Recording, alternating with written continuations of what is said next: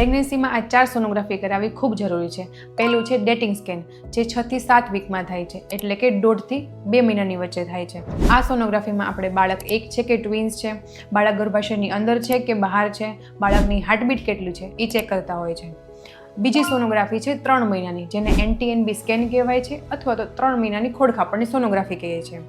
આ સોનોગ્રાફીમાં આપણે નેઝલ બોન બન્યું છે કે નહીં, બાળકની નકલ થિકનેસ એટલે કે બાળકની ગળાની પાછળ કેટલું પાણી છે એ ચેક કરતા હોય છે. આ પરથી આપણે એવું નક્કી કરી શકીએ છીએ કે બાળકમાં કોઈ જન્મજાત કે આનુવંશિક બીમારી છે કે નહીં. ત્રીજી સોનોગ્રાફી છે 5 મહિનાની સોનોગ્રાફી, જેને 5 મહિનાની ખોડખાપણની સોનોગ્રાફી 3D 4D સોનોગ્રાફી પણ કહેવાય છે.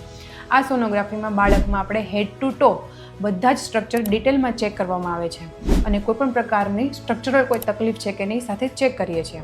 ચોથી સોનોગ્રાફી છે ગ્રોથ સ્કેન, જે 28 થી 32 વીકમાં થાય છે, એટલે કે 7મા મહિનામાં. આ સોનોગ્રાફીમાં આપણે બાળકનો ગ્રોથ કેટલો થઈ રહ્યો છે, બાળકની આજુબાજુ પાણી કેટલું છે, બાળકનું વજન કેટલું વધે છે અને બાળકની મેલિનો પોર્શન એટલે કે પ્લેસેન્ટાની પોઝિશન ચેક કરીએ છીએ.